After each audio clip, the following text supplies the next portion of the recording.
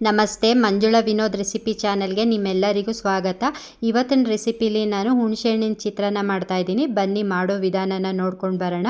ಇದನ್ನು ಜಾಸ್ತಿ ಹಬ್ಬಗಳಲ್ಲಿ ಮಾಡ್ತಾರೆ ಮತ್ತು ಇದನ್ನು ಸ್ಕೂಲ್ಗೂ ಸಹ ಮಕ್ಕಳುಗಳಿಗೆ ಮಾಡಿಕೊಡ್ಬೋದು. ಲಂಚ್ ಬಾಕ್ಸ್ಗೆ ತುಂಬ ಟೇಸ್ಟಿಯಾಗಿ ಚೆನ್ನಾಗಿರುತ್ತೆ. ಇವಾಗ ನಾವು ಈ ಚಿತ್ರಾನ್ನ ಮಾಡೋದಕ್ಕೆ ಮೊದಲು ಒಂದು ಪುಡಿನ ಹುರಿದಿಟ್ಕೊಳ್ಳೋಣ. ಅದಕ್ಕೆ ಒಂದು ಅರ್ಧ ಟೀ ಸ್ಪೂನಷ್ಟು ಮೆಂತ್ಯ, 1 ಟೀ ಸ್ಪೂನಷ್ಟು ಜೀರಿಗೆನ ಹಾಕಿ ಈ ಥರ ಹುರ್ಕೊಳ್ತಾ ಇದ್ದೀನಿ. ಈ ಮೆಂತ್ಯ ಮತ್ತು ಜೀರಿಗೆನ ತುಂಬ ಉರಿಯೋ ಅವಶ್ಯಕತೆ ಇಲ್ಲ, ಸ್ವಲ್ಪ ಬೆಚ್ಚಗೆ ಮಾಡಿಕೊಂಡ್ರೆ ಸಾಕು. ಇದನ್ನು ಒಂದು 2 ನಿಮಿಷ ಹಾರೋದಕ್ಕೆ ಬಿಟ್ಟು ಇದನ್ನು ಒಂದು ಕುಟಾಣಿಲಿ ಹಾಕಿ ಪುಡಿ ಮಾಡ್ಕೊಳ್ತಾ ಇದ್ದೀನಿ. ನೋಡಿ, ಈ ಥರ ತರಿಯಾಗಿ ಪುಡಿ ಆಗಬೇಕು. ಈಗ ಮೆಂತ್ಯ ಮತ್ತು ಜೀರಿಗೆದು ಪುಡಿ ರೆಡಿಯಾಗಿದೆ. ಇವಾಗ ಹುಣಸೆಹಣ್ಣಿನ ಚಿತ್ರಾನ್ನ ಮಾಡೋದಕ್ಕೆ ಮೊದಲು ಸ್ಟವ್ ಹಚ್ಚಿ ಒಂದು ಕಡಾಯಿ ಇಟ್ಟು ಅದಕ್ಕೆ ಸ್ವಲ್ಪ ಕಡಲೆಕಾಯಿ ಎಣ್ಣೆ ಹಾಕ್ಕೊಳ್ತಾ ಇದ್ದೀನಿ.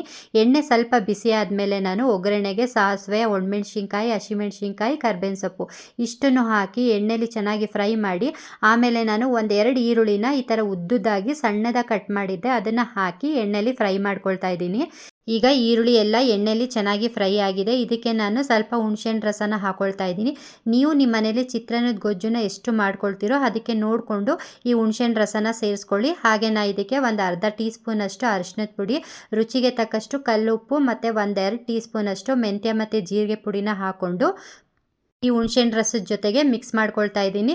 ಇದರ ಹಸಿ ಸ್ಮೆಲ್ಲೆಲ್ಲ ಹೋಗಬೇಕು, ಅಲ್ಲಿವರೆಗೂ ಒಂದು 5 ನಿಮಿಷ ಸಣ್ಣ ಉರಿಲೇ ಕುದಿಸ್ಕೋಬೇಕು ನಾವು ಈ ಗೊಜ್ಜನ್ನ.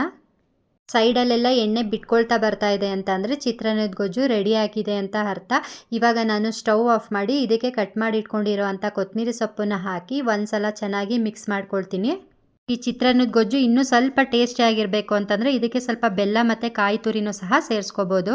ಈಗ ನಾವು ಈ ಹುಣಸೆಹಣ್ಣು ಚಿತ್ರಾನ್ನಕ್ಕೆ ಕಡಲೆ ಬೀಜ ಮತ್ತು ಕಡಲೆಬೇಳೆನ ಎಣ್ಣೆಯಲ್ಲಿ ಕ್ರಿಸ್ಪಿಯಾಗಿ ಸಣ್ಣ ಉರಿಲಿ ಫ್ರೈ ಮಾಡಿ ಈ ಗೊಜ್ಜು ಜೊತೆಗೆ ಸೇರಿಸ್ಕೊಳ್ಳೋಣ. ನಾವು ಕೊನೆಯಲ್ಲಿ ಕಡಲೆ ಬೀಜ ಮತ್ತು ಕಡಲೆಬೇಳೆನ ಎಣ್ಣೆಲಿ ಫ್ರೈ ಮಾಡಿ ಗೊಜ್ಜುಗೆ ಸೇರಿಸೋದ್ರಿಂದ ಅದ್ರ ಕ್ರಿಸ್ಪಿನೆಸ್ಸು ತುಂಬ ಹೊತ್ತು ಇರುತ್ತೆ. ನಾವು ಮೊದಲೇ ಒಗ್ಗರಣೆಗೆ ಹಾಕೊಂಡ್ಬಿಟ್ರೆ ಹುಣಸೆಹಣ್ಣು ಹುಳಿ ಹಾಕೋದ್ರಿಂದ ಮೆತ್ತೆ ಆಗಿಬಿಡುತ್ತೆ, ತಿನ್ನೋಕ್ಕೂ ಅಷ್ಟು ಚೆನ್ನಾಗಿರಲ್ಲ.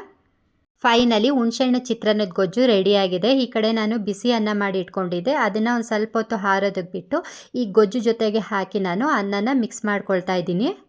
ನಾನು ಅರಿಶಿನ ಸ್ವಲ್ಪ ಕಮ್ಮಿ ಹಾಕ್ಕೊಂಡಿದ್ದೆ. ನಿಮ್ಗೆ ಇನ್ನೂ ಸ್ವಲ್ಪ ಕಲರ್ಫುಲ್ಲಾಗಿ ಬೇಕು ಅಂತಂದರೆ ಸ್ವಲ್ಪ ಅರಿಶಿನ ಜಾಸ್ತಿ ಹಾಕ್ಕೊಳ್ಳಿ.